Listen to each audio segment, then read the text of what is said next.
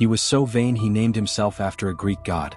But beneath the pretty face and tailored suits was a killer who helped build the modern American mafia, and when they finally caught him, he chose exile over prison.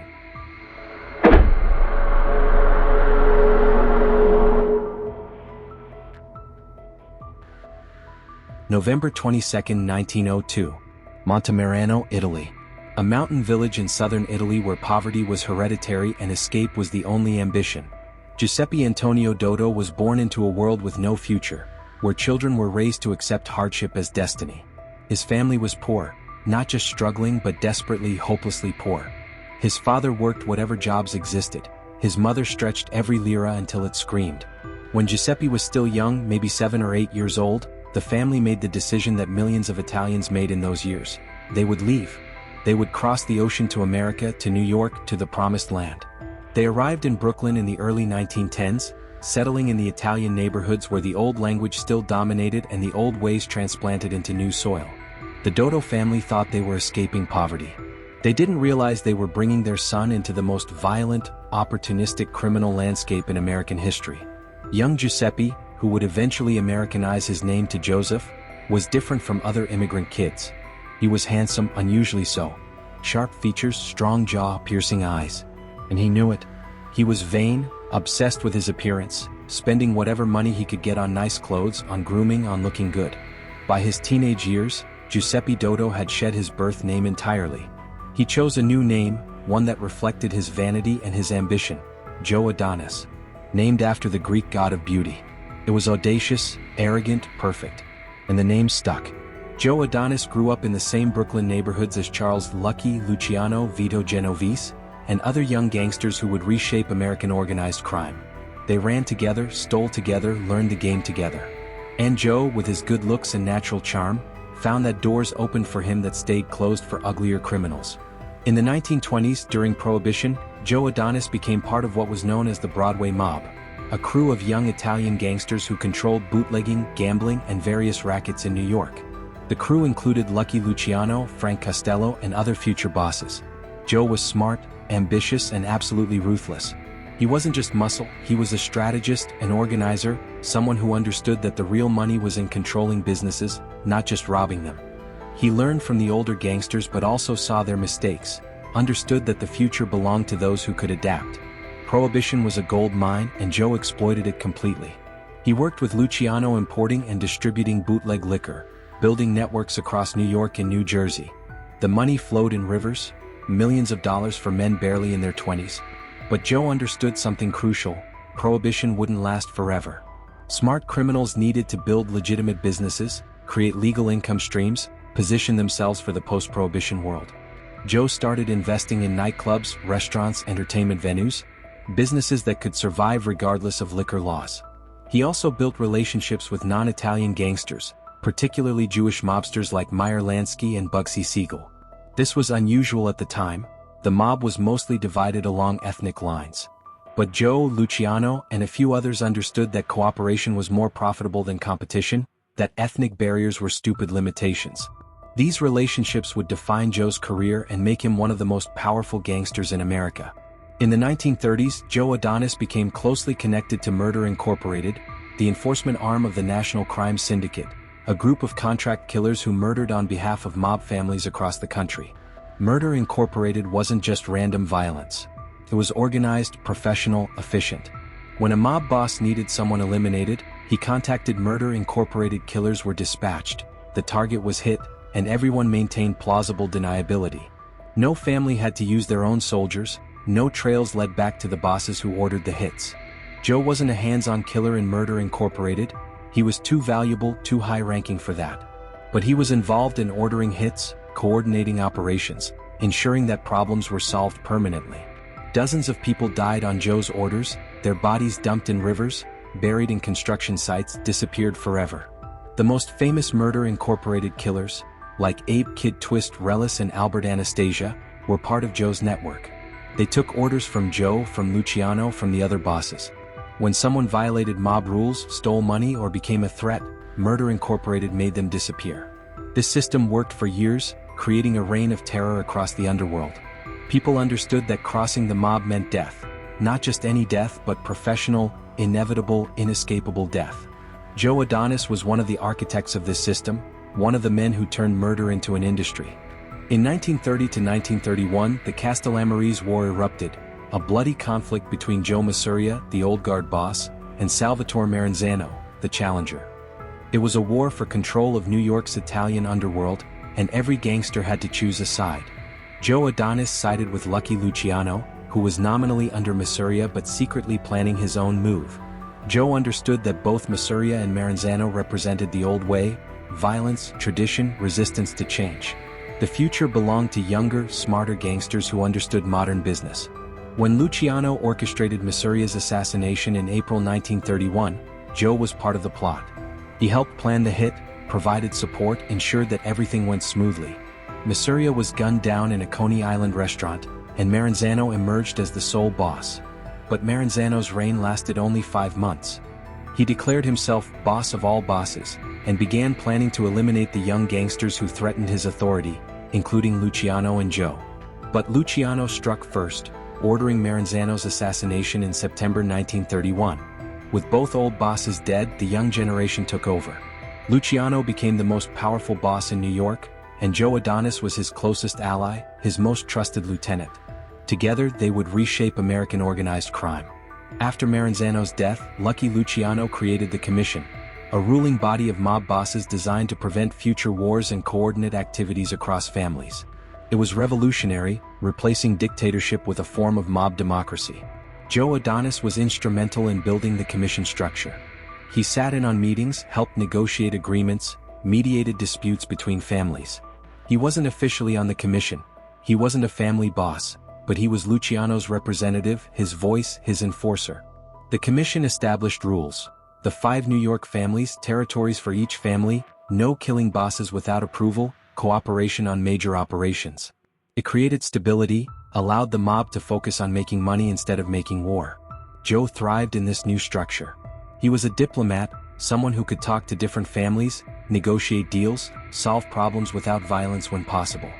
His charm, his intelligence, his good looks, all of it made him effective at building relationships and maintaining peace. But Joe was also ruthless when diplomacy failed. People who violated Commission rules, who threatened the peace, who tried to operate independently, they disappeared. Joe ensured that the Commission's authority was absolute, that violations had fatal consequences. While Joe Adonis worked closely with Luciano in New York, he also built his own empire in New Jersey. He controlled gambling operations, bootlegging networks, labor unions, and various legitimate businesses across the state. Joe's headquarters was a restaurant called Joe's Italian Kitchen in Cliffside Park, New Jersey.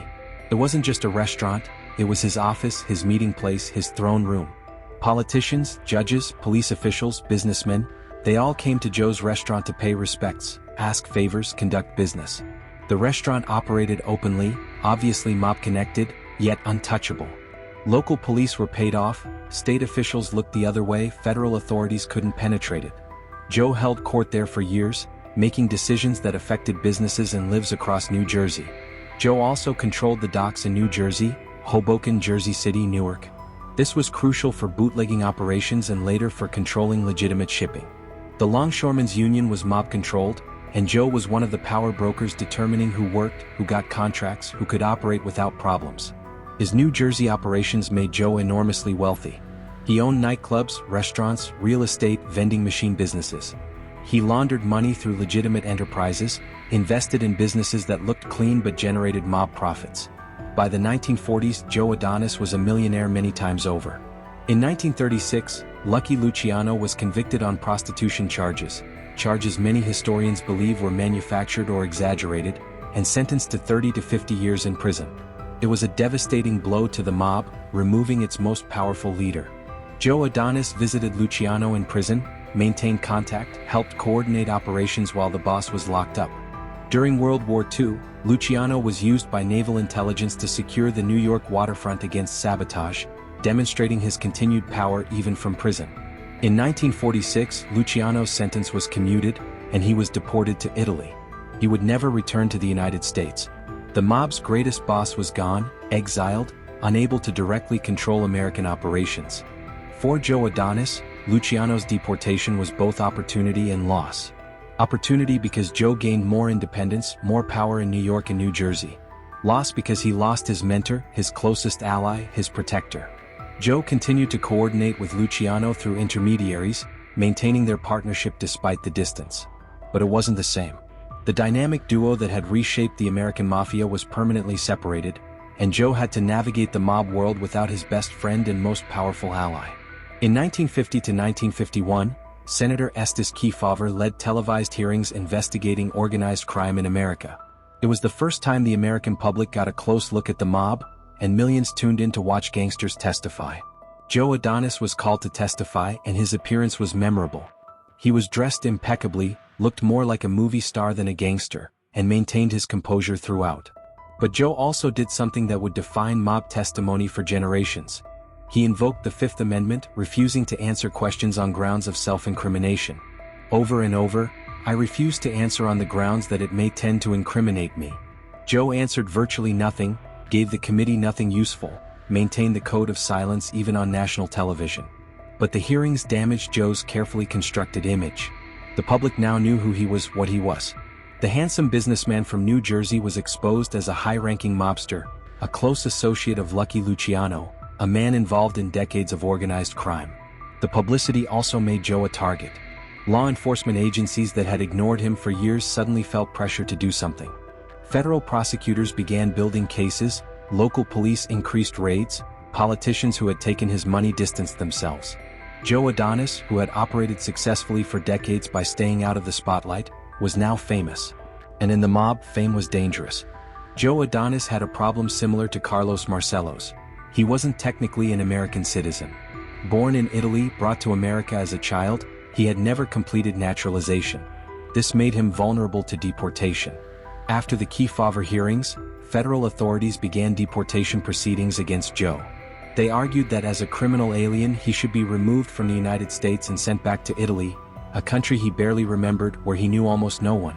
Joe fought the deportation for years, hiring the best lawyers, filing appeals, using every legal maneuver available. He argued that Italy wouldn't accept him, that he had lived in America nearly his entire life, that deportation was unjust. But the pressure was relentless. Every day brought new investigations, new charges, new threats. Joe was arrested multiple times, faced various criminal charges, dealt with constant harassment from law enforcement. By the mid-1950s, Joe was facing serious prison time on gambling and conspiracy charges. He was also facing inevitable deportation. The government had decided to destroy him, to remove him from America by any means necessary. Joe looked at his options and made a decision that shocked everyone. He would accept deportation voluntarily. Rather than fight and possibly lose, rather than spend years in American prisons before being deported anyway, Joe would leave on his own terms. In 1956, Joe Adonis left the United States and returned to Italy. The beautiful gangster, one of the most powerful mobsters in America, chose exile over imprisonment. Joe Adonis settled in Milan, Italy, trying to build a new life in a country that was foreign to him despite his birth there. He had money, millions stashed in offshore accounts and investments, but he was cut off from his power base, from his operations, from everything he had built in America. The Italian government, pressured by the United States, kept Joe under surveillance. He was required to report to police regularly, was restricted in his movements, was essentially a prisoner in a gilded cage. He could live comfortably, but he couldn't operate freely, couldn't rebuild his criminal empire. Joe tried to maintain connections to American operations through intermediaries and occasional secret communications. But it was difficult, dangerous, and increasingly futile. The mob in America was evolving without him, new bosses were taking over, and Joe was becoming irrelevant. He also faced hostility from Italian authorities and local criminals. The Sicilian mafia didn't trust him, didn't consider him one of them. He was an American gangster, an outsider, someone who brought unwanted attention. They tolerated his presence but didn't embrace him. Joe spent his days in cafes, in his apartment, maintaining his appearance and dignity but living a shadow of his former life. The man who had controlled New Jersey, who had built an empire, who had been Lucky Luciano's right hand, he was now just another aging expatriate, powerless and forgotten. On November 26, 1971, Joe Adonis died in Italy. He was 69 years old. The official cause of death was a heart attack. His body, worn down by age and exile, finally gave out. His death barely made news in America. The young generation didn't know who he was, and the old generation had mostly forgotten. The beautiful gangster who had been so famous during the Kefauver hearings was just another dead mobster, another relic from a bygone era. Joe was buried in Italy, far from Brooklyn where he grew up, far from New Jersey where he built his empire, far from the streets where he had been powerful and feared. His grave is simple, marking the end of a man who had once seemed untouchable. With Joe's death, another link to the golden age of the mob was severed. He had been part of the generation that built the modern American mafia, that created the commission, that turned organized crime from ethnic street gangs into a national enterprise. And he died in exile, powerless, forgotten. Joe Adonis's primary moneymaker throughout his career was gambling. He controlled illegal casinos, bookmaking operations, numbers rackets, and sports betting across New York and New Jersey.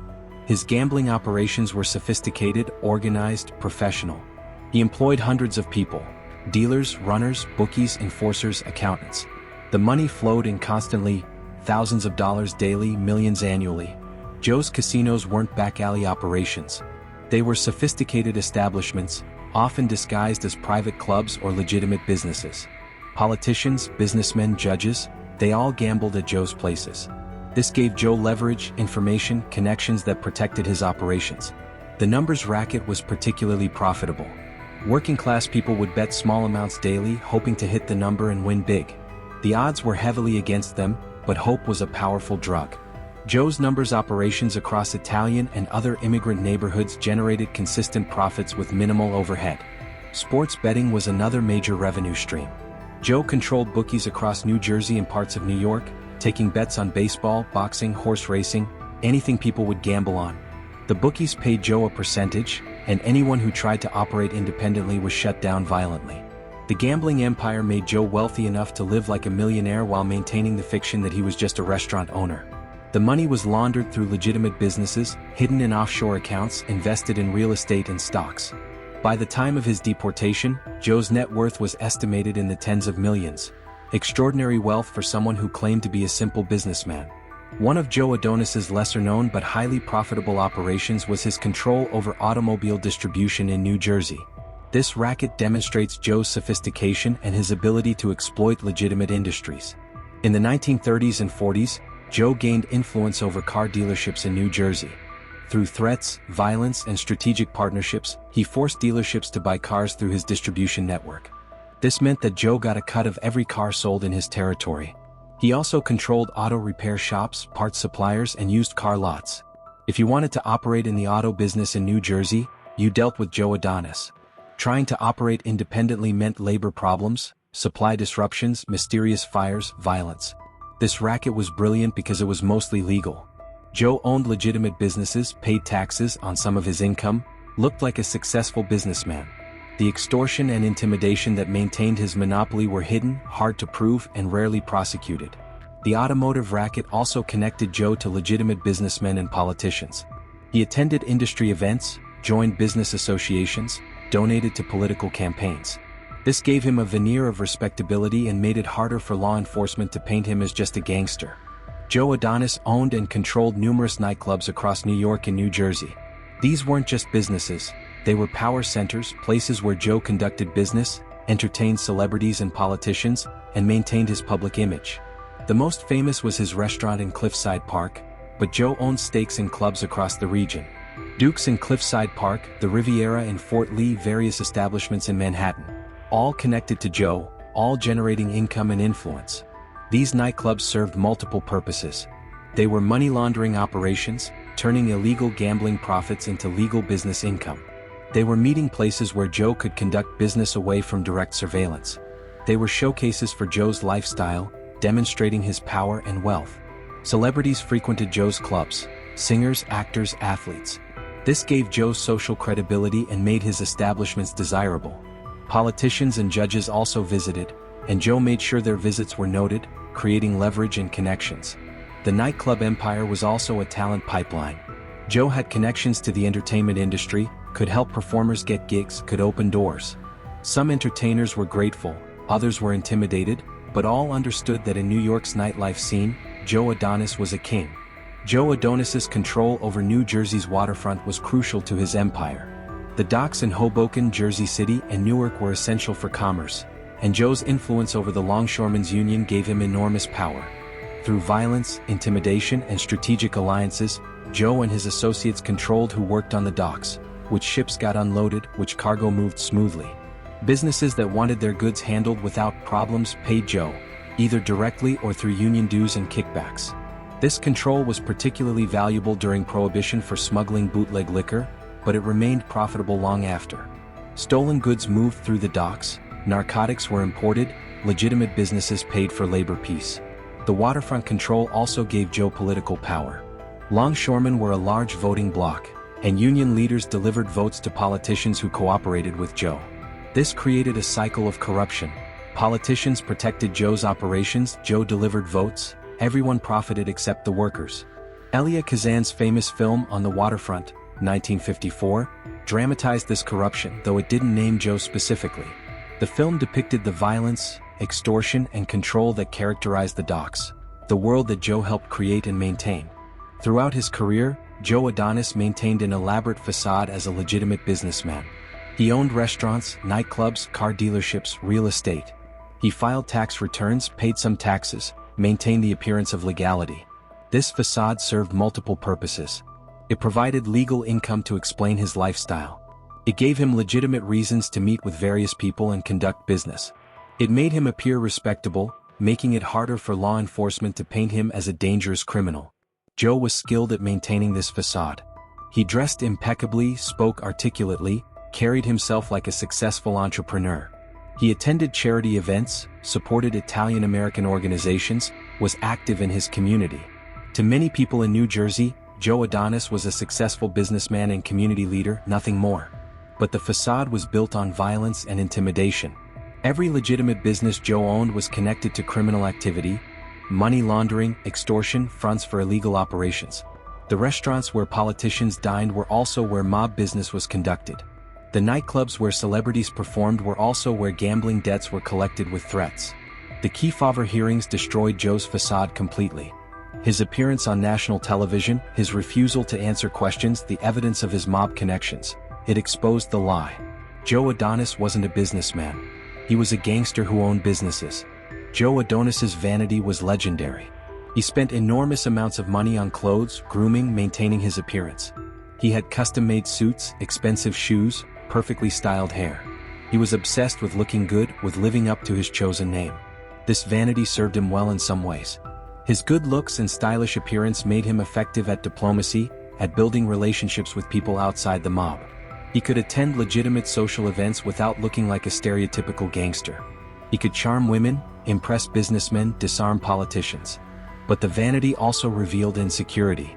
Joe had chosen his name, Joe Adonis, because he was desperate to be seen as special, as superior, as godlike. He needed validation, needed people to admire him, needed to be the most handsome man in the room. Associates would later recall that Joe couldn't pass a mirror without checking his appearance, couldn't have a conversation without steering it toward compliments. He was brilliant, ruthless, and powerful, but also deeply vain in a way that sometimes seemed pathetic. When Joe was deported to Italy, his vanity took a hit. He was cut off from his power, from the adulation he craved, from the lifestyle that had fed his ego. He maintained his appearance in exile, still dressing well, still grooming carefully. But there was no audience anymore, no empire to impress. The beautiful gangster was beautiful for no one. Joe Adonis's relationship with Lucky Luciano was the defining partnership of his life. They grew up together in Brooklyn, committed crimes together, built the modern mob together. They trusted each other in a world where trust was usually fatal. Luciano was the visionary, the strategic genius who saw how the mob could be reorganized. Joe was the enforcer, the implementer, the one who made Luciano's plans reality.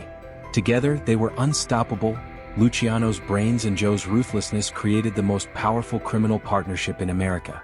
When Luciano was imprisoned and later deported, Joe maintained the connection. He visited Italy, conducted business on Luciano's behalf, ensured that Luciano's interests were protected. Even in exile, Luciano remained Joe's boss, his mentor, his closest friend. But the partnership also limited Joe. He was always Luciano's right hand, never the boss himself. He was powerful, wealthy, influential, but always subordinate. Some historians believe Joe resented this, wished he could have been the boss, wanted the recognition that went to Luciano. When Joe was deported to Italy in 1956, he reconnected with Luciano, who was already living there. The two old partners, both exiled from the empire they built, spent time together in their final years. But it wasn't the same. They were spectators now, watching from a distance as younger men controlled the organization they had created. Joe Adonis's involvement with Murder Incorporated represents some of the darkest aspects of his career. While he wasn't a hands-on killer, he was deeply involved in ordering and coordinating murders across the country. The system worked efficiently.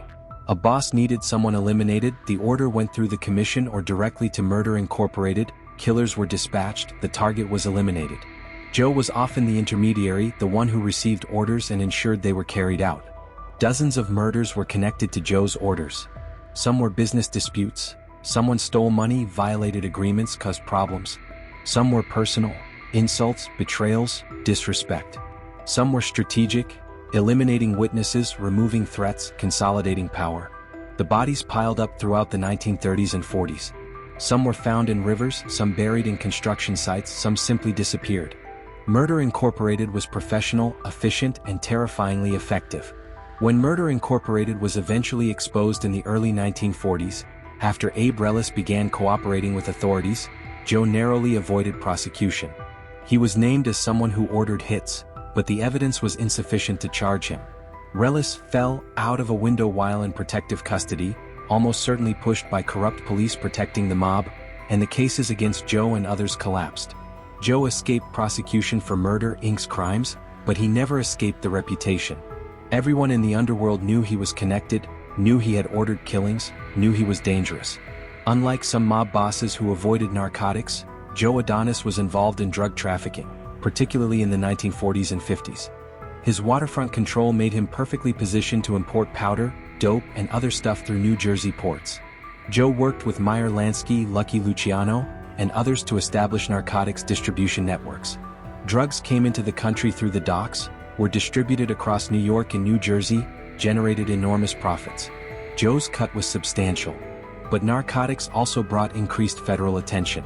The Federal Bureau of Narcotics, precursor to the DA, was more aggressive than the FBI had been about gambling and loan sharking.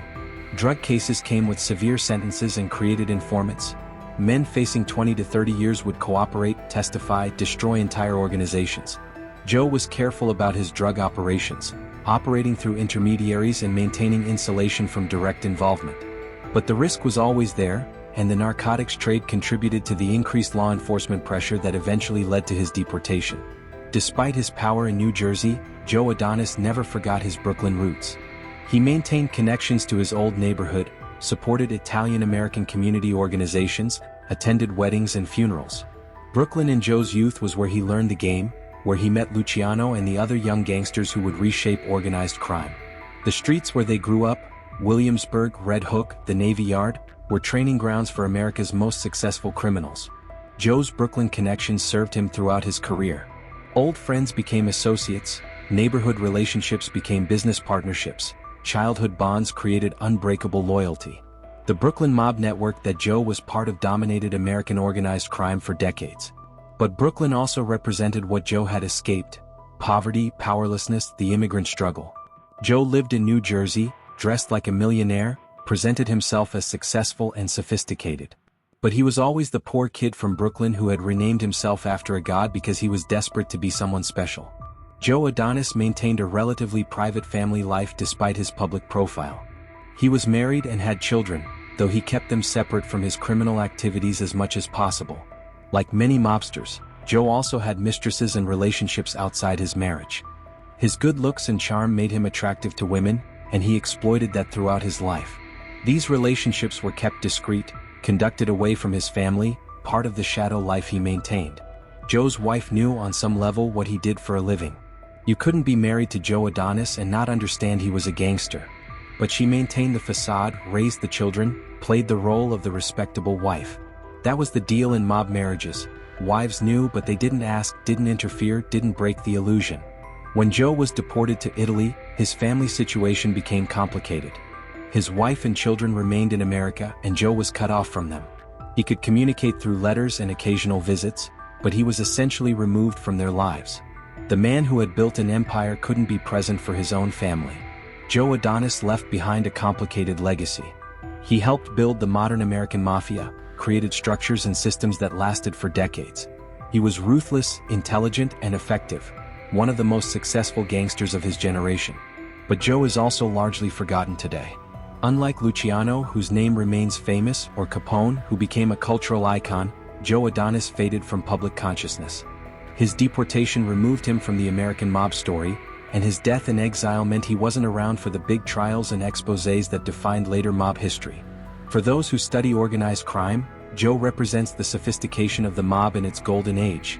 Criminals who operated like businessmen, who built empires across multiple states, who corrupted entire industries and government institutions. He proved that intelligence and charm could be as effective as violence and intimidation. But Joe also represents the ultimate futility of mob life. He built an empire, got rich, lived well, and ended up dying in exile, cut off from everything he had created. His children didn't inherit his criminal empire, his associates moved on without him, and his name was largely forgotten. He called himself Adonis after a Greek god. But gods don't die powerless in foreign countries, forgotten by the world they once dominated. Joe Adonis was brilliant, successful, and ultimately tragic. A beautiful gangster who discovered that beauty fades and empires crumble, leaving nothing but memories and questions about what might have been. He renamed himself after a god because he believed he was that beautiful, that special, that destined for greatness. And for decades, Joe Adonis was great. Lucky Luciano's right hand, the king of New Jersey, the gangster so handsome he didn't look dangerous until it was too late. He helped build the Commission, controlled Murder Incorporated, made millions, lived like royalty. But beauty fades, empires fall, and gods die. They deported him to Italy, cut him off from his power, left him to die in exile, alone, forgotten, irrelevant. He was Joe Adonis, the beautiful gangster. And in the end, he learned that no matter how pretty your face or perfect your name, the mob destroys everyone eventually.